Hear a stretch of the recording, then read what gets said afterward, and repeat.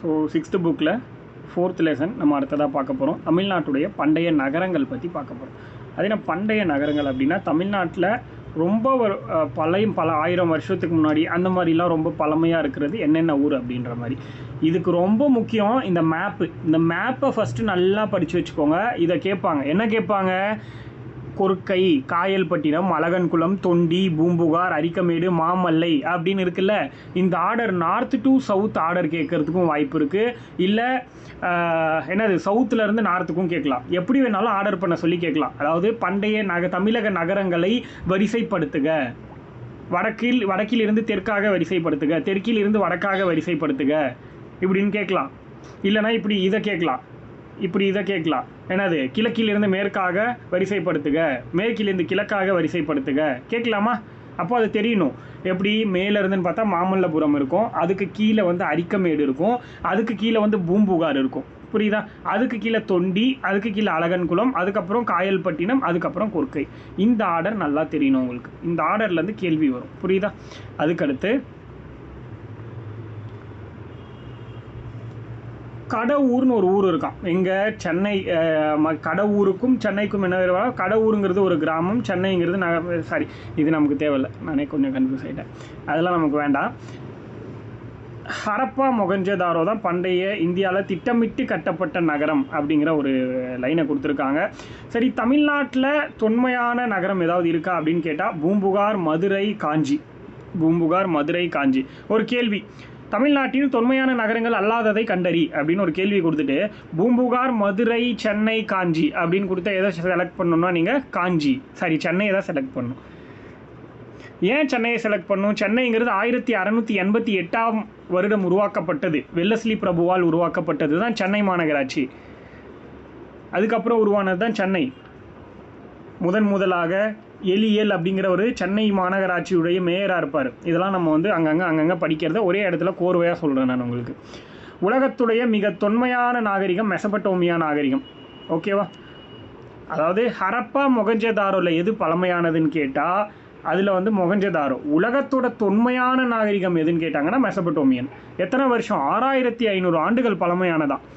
அந்த அளவுக்கு சொல்கிறாங்க. அப்போ ஹரப்பா மொகஞ்சதாரோ அளவுக்கு தமிழ்நாட்டிலையும் பழமையான நகரங்கள் இருந்துச்சா அப்படின்னா இருந்துச்சு. அது என்னது? மதுரை, காஞ்சிபுரம், பூம்புகார் நகரம்.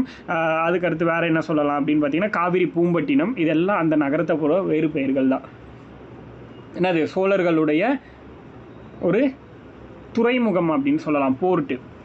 அடுத்து பண்டைய, இங்கே இருக்குது பாருங்கள், இதெல்லாம் பூம்புகார் பற்றி கொடுத்துருக்காங்க. பண்டைய தமிழகத்தின் மிக பழமையான நகரங்களுள் பூம்புகாரும் ஒன்று. பூம்புகார் மட்டும் அப்படின்னு கொடுத்தாங்கன்னா தப்பு.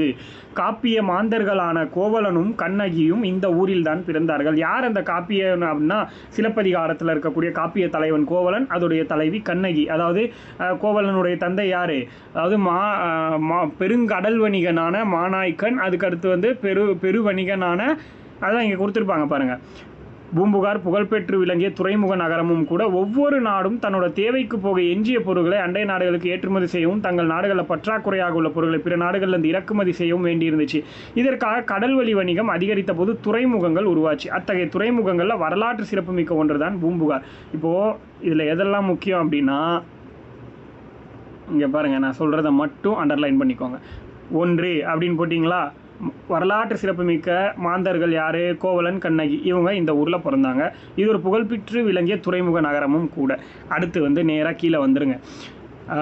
அதுக்கடுத்து என்ன சொல்கிறாங்க அப்படின்னா, வங்காள விரிகுடா கடலின் கரையில் அமைஞ்சிருக்கு. கரெக்டு தானே? பின் அரபிக்கடல்லையா இருக்குது? அது அரபிக்கடலில் கேரளா தான் இருக்குது. அப்போ வங்காள விரிகுடா கடலுடைய கரையில் அமைஞ்சிருக்கிறது தான் எது அப்படின்னா இந்த பூம்புகார் அப்படின்னு சொல்லக்கூடிய ஒரு துறைமுக நகரம். இது காவேரி ஆறு கடலோடு கலக்கும் இடத்துல தற்போதைய மயிலாடுதுறை அருகே உள்ளது. ரொம்ப ரொம்ப முக்கியமான பாயிண்ட்டு.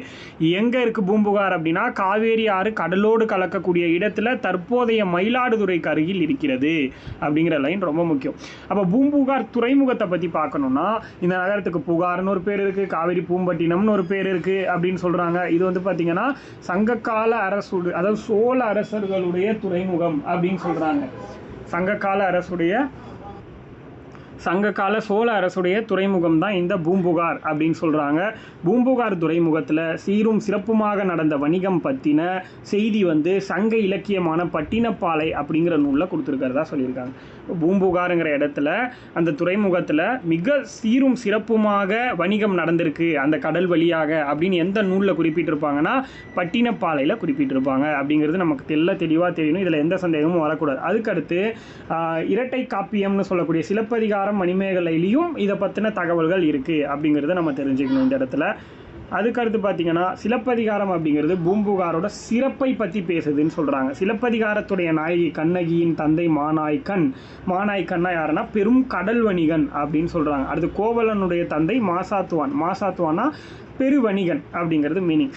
இதுலேருந்து என்ன தெரியுது? பெருவணிகர்களும் பெருங்கடல் வணிகர்களும் நிறைந்த பகுதி தான் பூம்புகார் அப்படின்னு சொல்கிறாங்க.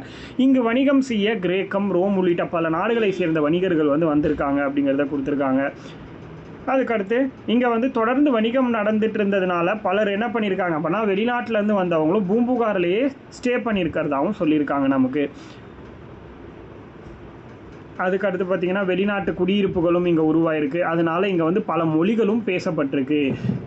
கப்பலில் இருந்து சரக்குகளை இறக்கி வைக்கிறதுக்காகவும் ஏற்றுறதுக்காகவும் சில மாதங்கள் ஆகுங்கிறதுனால அயல்நாட்டு வணிகர்கள் என்ன பண்ணுறாங்க அப்படின்னா இங்கே இருக்கக்கூடிய மக்கள் கூட பேசுகிறது, உறவாடுறது, இந்த மாதிரி விஷயங்கள்லாம் உருவாயிருக்கு. அதனால் பூம்புகார் மக்கள் அப்படிங்கிறவங்க வெளிநாட்டவர்களுடைய மொழிகளையும் கற்றுக்குறாங்க, அயல்நாட்டவரும் தமிழ் மொழியை கற்றுக்குறாங்க. இதனால் பண்ட மாற்றங்களோடு கூடவே மொழி மாற்றமும் ஏற்படுது. இதன் விளைவாக சிந்தனை பரிமாற்றமும் பண்பாட்டு கலப்பும் நிகழ்ந்துச்சு அப்படிங்கிறத கொடுத்துருக்காங்க.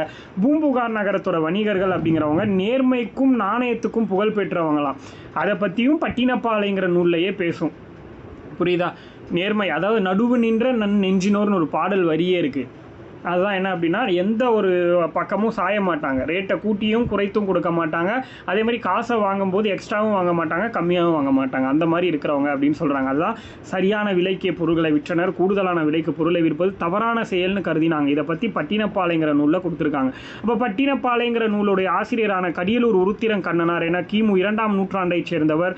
இதிலிருந்தே புகார் நகரத்துடைய தொன்மையை நம்ம தெரிஞ்சுக்கலாம் அப்படின்னு சொன்னாங்க. புகார் நகரத்தை கிமு 2ஆம் நூற்றாண்டிலேயே புகழ்ந்து பாடியிருக்காரு அப்படின்னா அப்போ எவ்வளோ பழமையானது அந்த நூல் அப்படிங்கிறது நம்ம தெரிஞ்சுக்கணும் இந்த இடத்துல. கடல் வழியாக குதிரைகள் இறக்குமதி செய்யப்பட்டிருக்கு. கருமிளகு தரைவழி ரொம்ப முக்கியம். இதை மேட்சிட்டில் கேட்பாங்க. குதிரை அந்த பக்கம் கடல் வழி, கருமிளகு தரைவழி, வடமலையிலேருந்து தங்கம் மெருகூட்டப்பட்டு திரும்பவும் அயல்நாட்டுக்கு ஏற்றுமதி செய்யப்பட்டுச்சு. வடமலையிலேருந்து தங்கம், மேற்கு தொடர்ச்சியிலேருந்து சந்தனம், தென்கடல் பகுதியிலேருந்து முத்து, கிழக்கு பகுதியிலேருந்து பவளம், ஈழத்துலேருந்து உணவுப் பொருள் இதெல்லாம் வந்துச்சுன்னு சொல்கிறாங்க. பூம்புகார் மற்ற நகரங்கள்லேருந்து முற்றிலும் வேறுபட்ட முறையில் கட்டமைக்கப்பட்டிருக்கணும். வீடுகள் ஒழுங்கான முறையில் வடிவமைக்கப்பட்டிருக்கு. அதுவும் அகன்ற நேரான தெருக்களை கொண்டதாக புகார் நகரம் இருந்துச்சு அப்படின்னு சொல்கிறாங்க. இங்கே கப்பல் கட்டும் செப்பனிடம் தளமும் இருந்ததாகவும் ஒரு குறிப்பு சொல்கிறாங்க. பூம்புகார் அப்படிங்கிறது நகர வாழ்க்கையை வாழ்ந்ததா சிலப்பதிகாரத்தோட புகார் காண்டத்தையும் பட்டினப்பாளைய நூலையும் வாசிக்கும் போது நம்ம தெரிஞ்சுக்கலான்னு சொல்கிறாங்க. பூம்புகாரில் நகர வாழ்க்கை வாழ்ந்தாங்க அப்படிங்கிறத சிலப்பதிகாரத்துடைய புகார் காண்டத்திலையும் பட்டினப்பாலையிலையும் குறிப்பிட்டிருக்கிறதா இங்கே சொல்கிறாங்க. அடுத்தது கிபி 200ஆவது வருஷம் வரைக்கும் இருந்த இந்த புகார் நகரம் கடல் கோளால் கடல் சீற்றத்தாலையும் அழிஞ்சு போயிருக்கலாம் அப்படின்னு சொல்கிறாங்க. அதுக்கான அதாவது சான்றுகளை இன்றைக்கும் நமக்கு கிடைக்குது அப்படின்னு சொல்கிறாங்க அந்த பகுதிகளில். அடுத்து மதுரை.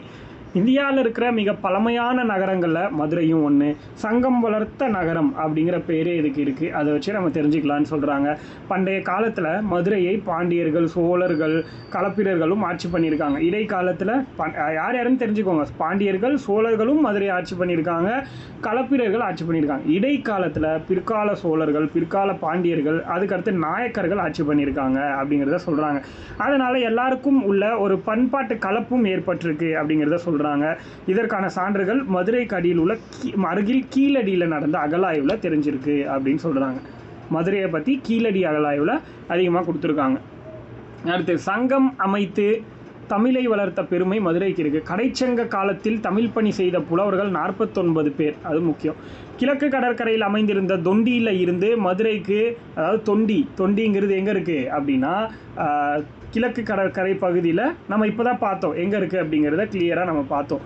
அதாவது காயல்பட்டினம், அதுக்கு மேலே தொண்டி இருக்கும் அப்படின்னு பார்த்தோம். மதுரைக்கு அருகில் சந்தனம் போன்ற நறுமணப் பொருட்கள் கொண்டு வரப்பட்டிருக்கு. நறுமண பொருள் எங்கேருந்து வந்துச்சு அப்படின்னா தொண்டியிலிருந்து வந்தது. அகில், சந்தனம்ன்ற நறுமண பொருட்கள்லாம் வந்துச்சு. பண்டைய இஸ்ரேல் அரசர் சாலமன் அப்படிங்கிறவர் முத்துக்களை உவரிங்கிற இடத்துல வந்து இறக்குமதி பண்ணியிருக்காரு. பாண்டியர் துறைமுகமான கொர்க்கைக்கு அருகில தான் உவரி இருக்குன்னு சொல்கிறாங்க. கொர்க்கை எங்கே இருக்குது அப்படின்னா கீழே கடைசியாக இருக்கும். கொர்க்கை, காயல்பட்டினம், அதுக்கப்புறம் பார்த்தீங்கன்னா தொண்டி, அப்புறம் அப்படியே மேலே மேலே போகும். ஸோ உவரிங்கிறது எங்கே இருக்குன்னா கொர்க்கைக்கு பக்கத்தில் இருக்குது அப்படின்னு சொல்கிறாங்க. ரோமானிய நாணயங்கள் தயாரிக்கக்கூடிய தொழிற்சாலை வந்து மதுரையில் இருந்துச்சுன்னு சொல்கிறாங்க. ரோமானிய நாணயங்கள் தயாரிக்கும் தொழிற்சாலை மதுரையில் இருந்திருக்கு. பிற நாட்டு நாணயங்களும் மதுரையில் அச்சடிக்கப்பட்டிருக்கு. மதுரையின் புகழுக்கு ஒரு சான்று அப்படின்னு சொல்கிறாங்க. பிற நாட்டு நாணயமும் இங்கே அச்சடிக்கப்பட்டது அப்படின்னு. இன்னொன்று நாலங்காடி, அல்லங்காடின்னு ஒரு 2 விஷயம் இருந்திருக்கு. என்ன அப்படின்னா மதுரையில் பகல் நேரத்தில் ரன் ஆகக்கூடிய சந்தை, அதுக்கு பேர் நாலங்காடி. இரவு நேரங்களில் ரன் ஆகிறதுக்கு பேர் வந்து என்னென்னா அல்லங்காடி. இரவும் பகலும் வேறுபாடு இல்லாமல் ஒரு உயிர்ப்புள்ள நகரமாக மதுரை விளங்குனதுனால தான் மதுரைக்கு தூங்கா நகரம்னு ஒரு பேரே இருந்துச்சுன்னு சொல்கிறாங்க. பெண்கள் எந்தவித பயமும் இல்லாமல் இரவு நேரத்தில் கூட அல்லங்காடியில் போய் பொருளை வாங்கிட்டு போகலாம். அப்படிப்பட்ட ஒரு சிறப்பான நகரம் தான் மதுரை அப்படிங்கிறத இந்த இடத்துல கொடுத்துருப்பாங்க. அதாவது அல்லும் பகலும்னு ஒரு வார்த்தை கேள்விப்பட்டிருக்கீங்களா? அல்லும் பகலும். அப்போ அல்லுனா என்னது? இரவு. அல்லோட எதிர்ச்சொல்லுன்னு கேட்டாங்கன்னா பகல். அல்லுன்னா டைரக்ட் பொருள் வந்து இரவுன்னு அர்த்தம். இரவு நேரங்களில் இயங்கக்கூடிய அங்காடிக்கு பேர் அல்லங்காடி. பகல் நேரங்களில் இயங்கக்கூடியது என்னது? நாலங்காடின்னு சொல்கிறாங்க. இப்போது பகலுக்கு இன்னொரு வார்த்தை இருக்குது. எள்ளுனாலும் பகல் தான். எள்ளும் அல்லும் அப்படின்னு கூட சொல்லலாம். புரியுதா? எள்ளுன்னா பகல், அல்லுனா இரவு.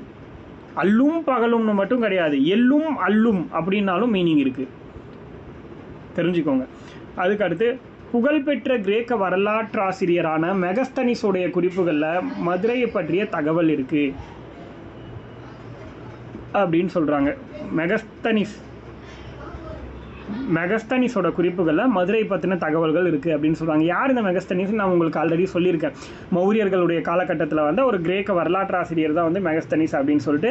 இவரோட நோட்ஸ்லையும் மதுரை பற்றின செய்திகள் இருக்குது. ப்ளஸ் மௌரிய வம்ச அரசரான சந்திரகுப்தருடைய அமைச்சர் சாணக்கியர், இதை நம்ம பார்த்துருக்கோம், மதுரையை பற்றி தன்னோட அர்த்த சாஸ்திரத்தில் கொடுத்துருக்காங்க. First constitution of the world அப்படின்னா அது அர்த்த சாஸ்திரா தான்.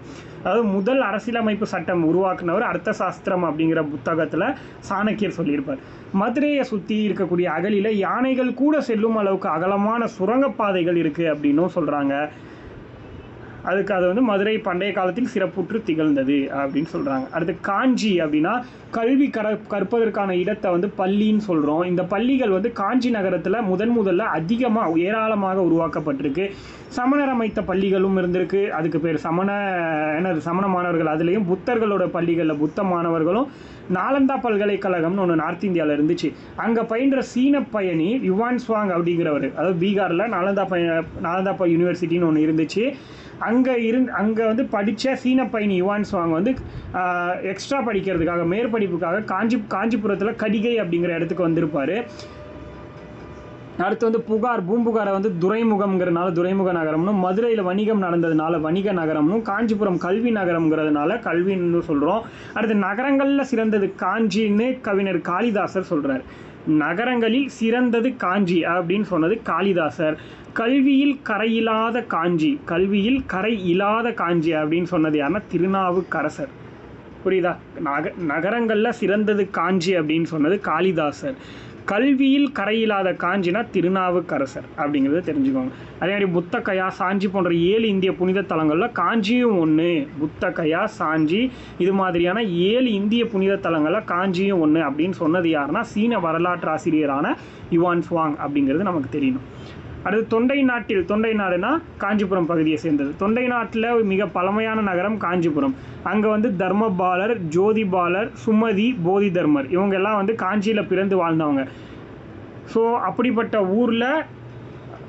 ஊரோட பெருமையை பற்றி பேசுகிறாங்க. ஸோ 4 பேர் யார்? தர்மபாலர், ஜோதிபாலர், சுமதி, போதி தர்மர். அடுத்து காஞ்சிங்கிறது கோயில்களின் நகரம்னு சொல்கிறோம். அதே மாதிரி இங்கே கைலாசநாதர் கோவிலுங்கிறது புகழ்பெற்றது அப்படிங்கிறது நமக்கு தெரிஞ்ச ஒரு விஷயம்.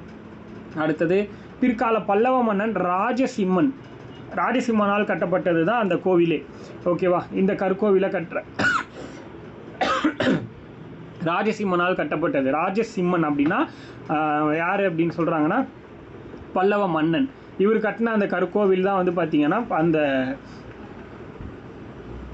எதை சொல்கிறோம்? கைலாசநாதர் கோவில். காஞ்சி கைலாசநாதர் கோவில் அப்படின்னு சொல்கிறோம். அடுத்தது பல்லவர்களோட காலத்தில் தான் எண்ணற்ற குடைவரை கோயில்கள் கட்டப்பட்டிருக்கு. பௌத்த துறவி மணிமேகலை தன்னோட இறுதி காலத்தை காஞ்சியில் கழிச்சா அப்படிங்கிறது இதுக்கு இன்னொரு சான்றாம். மணிமேகலையே தன்னோட இறுதி காலகட்டத்தை காஞ்சியில் தான் கழிச்சாங்கன்னு சொல்கிறாங்க. அடுத்து வேளாண்மை பொறுத்த வரைக்கும் நீருக்கு முதன்மையான இடம் கொடுப்போம். அப்போது காஞ்சிபுரத்தை சுற்றி நிறைய ஏரிகள் இருந்ததுனால இது வந்து ஏரிகளின் மாவட்டம் அப்படின்னு சொல்கிறாங்க. காஞ்சிபுரத்தை ஏரிகளின் மாவட்டம் அப்படின்னு சொல்கிறாங்க. கரிகால சோழர்களால் கட்டப்பட்ட கல்லணை காஞ்சிபுரத்தை சுற்றிலும் உள்ள ஏரிகள் மற்றும் கால்வாய்கள் மூலம் தமிழர்களோட நீர் மேலாண்மையை தெரிஞ்சுக்கலாம் அப்படின்னு சொல்கிறாங்க. புகார், மதுரை, காஞ்சி அந்த 3த்தை பற்றி நம்ம இப்போ பார்த்து முடிச்சிட்டோம். இன்னொன்று என்னென்னா, சோழ நாடு அப்படின்னா அவங்க வந்து அதிகமாக நெல் விளையக்கூடிய பூமி, அதனால் சோறு உடைத்துன்னு சொல்கிறாங்க. பாண்டிய நாடு அதிகமாக முத்து வந்து அகழ்ந்து இருக்கக்கூடியது, முத்து குளித்தல் நடக்கும், அதனால் முத்துடைத்து. சேர நாடுனா அதிகமாக சண்டைகள், எது யானைகள் வச்சு சண்டை போடுறதுனால வேலமுடைத்து. தொண்டை நாடுனா அதிகமான சான்றோர்களை உருவாக்கின இடம் காஞ்சிபுரம் அப்படிங்கிறது, அதனால் தொண்டை நாடுன்னு சொல்கிறாங்க. அதுக்கடுத்து உறையூர், தகடூர், தருமபுரி தகடூர்னா, முசிறி, கருவூர், மாமல்லபுரம், தஞ்சை, காயல், இந்த மாதிரி நிறைய பகுதிகளை பற்றி இங்கே கொடுத்துருக்காங்க. ஏராளமான தொல்லியல் சான்று இங்கே இருக்குது அப்படிங்கிறத கொடுத்துருக்காங்க. ஓகேவா, இவ்வளோதான். அதுக்கடுத்து என்ன சொல்கிறாங்க அப்படின்னா, இந்த இடத்த இதை தெரிஞ்சுக்கோங்க, இது மேபி கேட்குறதுக்கான சான்ஸ் இருக்குது. சேர நாட்டு பகுதிகள் தமிழ்நாட்டில் எது அப்படின்னா கோவை, நீலகிரி, கரூர், கன்னியாகுமரி. ரொம்ப முக்கியம், இது நம்ம மறந்துடுவோம். கோவை, நீலகிரி, கரூர், கன்னியாகுமரி கேரளா மாநிலத்தோட பகுதிகள். கேரளா பக்கத்தில் கன்னியாகுமரி இருக்கிறனால அதுவும் சேரர்களோடு. அடுத்து சோழ நாடு என்னது, தஞ்சாவூர், திருவாரூர், நாகப்பட்டினம், திருச்சி, புதுக்கோட்டை, இது எல்லாமே சோழர்களோடது. அடுத்து பாண்டிய நாடுனா மதுரை, ராமநாதபுரம், சிவகங்கை, தூத்துக்குடி, திருநெல்வேலி உள்ளிட்ட தென் மாவட்டங்கள்லாம் பாண்டிய நாடு. தொண்டை நாடுனா காஞ்சிபுரம், சென்னை பக்கத்தில் இருக்கிற திருவள்ளூர், தருமபுரி, தொண்டை நாட்டுக்குள்ளே தருமபுரியும் வரும், திருவண்ணாமலையும் வரும். திருவண்ணாமலை காமன், வேலூர் காமன், விழுப்புரம் வரும். தருமபுரிங்கிறது கொஞ்சம் வித்தியாசமாக இருக்க மாதிரி இருக்குது, அதையும் பார்த்துக்கோங்க. அதுக்கடுத்து 6500 ஆண்டுகள் பழமையான நாகரிகம் எது அப்படின்னு, நாகரிகத்தின் நகரம் எது அப்படின்னா ஆக்சுவலி ஈராக். கரெக்டு தானே? மெசபடோமியாங்கிறது ஈரானு, ஈராக்கு அந்த பகுதிகளில் சேர்ந்தது. இதில் எது தமிழக நகரம் அப்படின்னு கேட்குறாங்க. 2வது கேள்வி, காஞ்சிபுரம். வங்காள விரிகுடாவோட தொடர்பில்லாத ஒரு நகரம் எது அப்படின்னு கேட்குறாங்க. வங்காள விரிகுடாவுடன் தொடர்பில்லாத நகரம். பூம்புகார் வங்காள விரிகுடாவில் கலக்கிறது, கொர்க்கை வங்காள விரிகுடா, அதுக்கடுத்து வந்து பார்த்திங்கன்னா தொண்டியும் வங்காள விரிகுடா. இதுக்கான ஆன்சர் வந்து காஞ்சிபுரம். ஏன்னா காஞ்சிபுரம் அப்படிங்கிறது நடுவில் இருக்கிற ஒரு சிட்டி, அங்கே வந்து எந்த ஒரு இதுவும் கிடையாது, கடற்கரையும் கிடையாது. அடுத்து தமிழர்களுடைய நீர் மேலாண்மையை விளக்குறதுக்கான காரணம் கல்லணை, காஞ்சிபுரம் ஏரி, காவிரி ஆறு. தமிழர்களோட நீர் மேலாண்மைனா கல்லணை 1, காவிரி ஆறு 1, 4 எல்லாமே தான் வரும் ஆக்சுவலி இதுக்கான ஆன்சர். ஏன்னா இவங்க வந்து ஸ்பெசிஃபிக்காக கேட்காம தமிழர்களோட நீர் மேலாண்மை அப்படின்னு சொல்லிட்டாங்க. அப்போ டைரக்ட் நமக்கு லாஸ்ட்டாக என்ன கொடுத்துருக்காங்க அப்படின்னா, இங்கே பாருங்கள், தமிழர்களுடைய நீர் மேலாண்மை அப்படின்னு சொல்லிட்டு எல்லாத்தையும் கொடுத்துருப்பாங்க. கரிகால சோழனோட கட்டப்பட்ட கல்லணை, காஞ்சிபுரத்தை சுற்றியுள்ள ஏரிகள், கால்வாய்கள் மூலம். அப்போது அந்த 2மே நம்மளால் சொல்ல முடியும், எல்லாமே சொல்லலாம், அது 2 மட்டும் சொல்ல முடியாது. காஞ்சிபுரம் ஏரி, கல்லணை. அப்போ 1 and 2 அப்படின்னு இந்த புக்கை பொறுத்து பார்க்கணும் அப்படின்னா நம்ம வந்து 1 and 2 மட்டும் சொல்லலாம். இந்த புக்கை வச்சு பார்க்கும்போது 1 and 2. பட் ஆனால் எல்லாத்தையும் நம்ம வந்து தமிழர்கள் அப்படின்ட்டு எல்லாமே நீர் மேலாண்மைக்கு சான்று தான். பின்வருவனவற்றில் எது தொன்மையான நகரம் கிடையாது? பாருங்கள், நான் கேட்ட கேள்வி இங்கே இருக்குது. கீழடி அகலாய்வுகளுடன் தொடர்புடைய நகரம், கீழடி அகலாய்வோட தொடர்புடைய நகரம்னா அது வந்து மதுரை தான். மதுரையில் தான் அப்போ கீழடி இருந்துச்சு, இப்போ மாறிடுச்சு. பூம்புகார் நகரத்திலிருந்து அண்டை நாடுகளுக்கு ஏற்றுமதியும் இறக்குமதியும் நடந்திருக்கு. காரணம் வங்காள விரிகுடா கடல் போக்குவரத்திற்காக ஏதுவாக அமைந்ததுனால அண்டை நாடுகளுடன் வணிகம் சிறப்புற்று இருந்துச்சுன்னு சொல்கிறாங்க. ஸோ கரெக்டான ஆன்சர். திருநாவுக்கரசர் கல்வியில் கரையில அப்படின்னு சொல்லிட்டு சொல்கிறாரு காஞ்சிபுரத்தை. கல்வியில் கரையில்லாத காஞ்சி கரெக்டான ஆன்சர் தான். இந்தியாவோட 7 புனித தலங்களுள் ஒன்று அப்படின்னு சொல்லிட்டு யுவான் ஸ்வாங் சொல்கிறார், அதுவும் கரெக்டு தான். காஞ்சியை நகரங்கள் சிறந்தது காஞ்சின்னு காளிதாசர் சொல்கிறார். அப்போ 3மே கரெக்ட், அனைத்தும் சரி. நாலங்காடிங்கிறது பகல் நேரக்கடை, அல்லங்காடிங்கிறது இரவு நேரக்கடை. ரோமானிய நாட்டு நாணயம் தயாரித்த தொழிற்சாலை கிடைத்தது எங்கே அப்படின்னா அது மதுரை. ஆனால் இங்கே வந்து பூம்புகார்னு இருக்குது. ஸோ எல்லாமே தப்பு. கொர்க்கை அருகில் உவரியிலிருந்து முத்து ஏற்றுமதி செய்யப்பட்டிருக்கு, இது வேணால் கரெக்டு. அடுத்து தவறான கூற்றை வந்து கேட்குறாங்க. 4வது கொஷின் பொறுத்தவரைக்கும் மெகஸ்தனிஸ் தன்னுடைய பயண குறிப்புகளில் மதுரையை பற்றி குறிப்பிட்டிருக்காரா? S, exactly. யுவான்ஸ்வாங் தமிழ்நாட்டு நகரமான காஞ்சிபுரத்துக்கு வந்தாரா? எஸ். கோவலனும் கண்ணகியும் காஞ்சிபுரத்தில் வாழ்ந்தாங்க. எஸ். ஈராக் நகரம் பட்டினப்பாறையில் குறிப்பிட்டிருக்காருன்னா நோ. அப்போ அதுதான் தவறானது. கூடல் நகர் அப்படின்னு மதுரையை சொல்கிறோம், தப்பு. தூங்கா நகரம்ங்கிறது மதுரை, அதையும் மதுரையை தான் சொல்கிறோம். அடுத்து வந்து பார்த்திங்கன்னா கல்வி நகரம்ங்கிறது காஞ்சிபுரத்தை சொல்கிறோம். கோயில் நகரம் காஞ்சிபுரம், இது கரெக்டு. தவறான இணை வடமலையில் இருந்து என்னது தங்கம் வந்திருக்கு, கரெக்டு. மேற்கு மலை சந்தனம் அகில், தென்கடல்லேருந்து முத்து, கீழக்கடல் அது தப்பு. மேற்கு மலையிலேயே சந்தனம் அகில் ரெண்டுமே வந்துடுச்சு. கைலாசநாதர் கோயிலை கட்டியவர் யாருன்னா ராஜசிம்மன். ராஜசிம்மன். கோயில்களின் நகரம் என அழைக்கப்படுவது காஞ்சி. மாசாத்துவான் எனும் பெயர் தரும் பொருள் என்னது? பெருவணிகன். கோவலனுடைய அப்பா தான் மாசாத்துவான், அப்போ பெருவணிகன். பூம்புகாரில் நடைபெற்ற அண்டை நாட்டு வணிகத்தின் மூலமாக பண்பாட்டு பரிமாற்றம் நடைபெற்றது. Exactly correct. மதுரையில் அல்லங்காடியில் பெண்கள் பயமின்றி இரவு நேரங்களில் பொருட்கள் வாங்கிட்டு போனாங்க. கரெக்டு. பல்லவர்கள் காலத்தில் எண்ணற்ற குடைவரை கோயில் இருந்துச்சு. கரெக்டு. போதி தர்மர் காஞ்சிபுரத்தை சார்ந்தவர், அதுவும் கரெக்டு. ஸோ நம்ம வந்து ஃபர்ஸ்ட் வால்யூமில் இருக்கிற ஹிஸ்ட்ரியை கம்ப்ளீட் பண்ணிட்டோம்.